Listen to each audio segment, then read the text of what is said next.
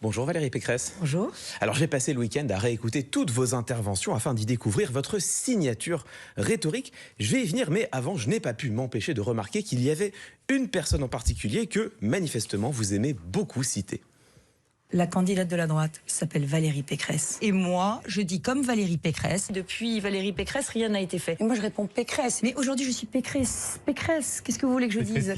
Voilà qui je suis vraiment. Vous avez tendance à parler de vous à la troisième personne. Alors, bien sûr, vous me direz que c'est assez anecdotique et qu'il faut surtout y voir un choix de style, une ornementation du discours. C'est vrai, mais n'y a-t-il vraiment que cela? Nous y reviendrons. En attendant, place à ce qui vous distingue, vous, tout particulièrement comme oratrice, votre signature rhétorique. Elle tient, me semble-t-il, en deux procédés que vous mobilisez abondamment. En premier lieu, vous aimez beaucoup assembler les mots qui se ressemblent. L'uniformité est vecteur d'inégalité. J'ai servi mes convictions et pas mes ambitions. Un ministre de l'Agriculture qui nous explique qu'il voudrait bien mais qui peut point. On peut plus faire des chèques qui sont de la dette. S'il n'y a plus de problème, il n'y a plus de RN. Un président qui est uniquement dans la séduction et qui n'est pas dans l'action, qui fait du plaire au lieu de faire du faire. Dès lors que vous cherchez une formule choc et mémorable, vous avez tendance à accoler des mots ayant une voyelle ou une syllabe en commun. Alors c'est ce que l'on appelle une assonance, et effectivement, c'est une figure qui permet de conférer du lustre et de la vigueur aux déclarations.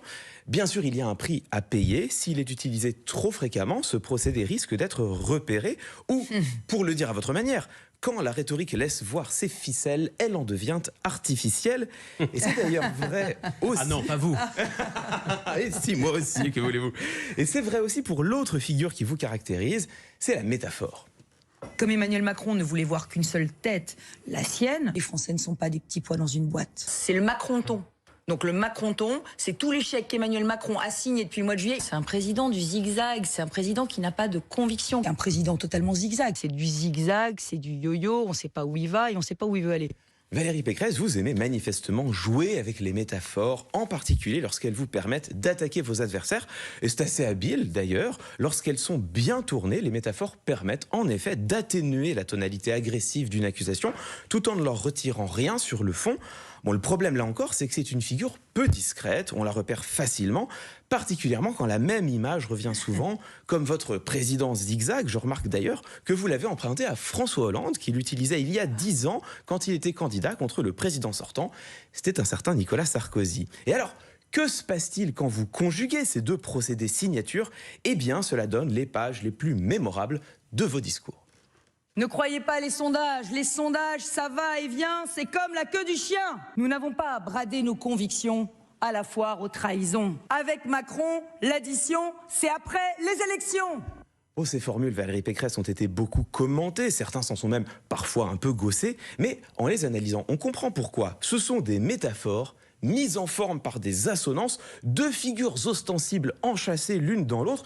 C'est en quelque sorte un flagrant délit de formule préparée qui ne va pas s'en poser un risque, celui de paraître inauthentique. Et cela nous ramène à ce par quoi je commençais tout à l'heure. Entre ces figures flagrantes et votre tendance à parler de vous à la troisième personne, on peut en venir à se demander si la Valérie Pécresse que vous nous présentez correspond bien à celle que vous êtes réellement. Et ma question est donc simple. Dans cette campagne, n'avez-vous pas l'impression parfois de jouer le rôle d'une candidate à la présidentielle? Valérie Pécresse.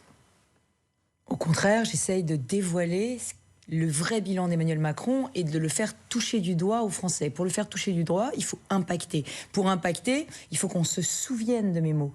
Et quand on dit avec Macron, l'addition c'est après les élections. Et les sondages, c'est comme la queue du chien. Les gens, non mais attendez, les sondages, ça va, ça vient, c'est comme la queue du chien. C'est une formule de Jacques Chirac que j'ai retrouvée par hasard et je l'ai trouvée tellement savoureuse que je l'ai sortie. Elle impacte.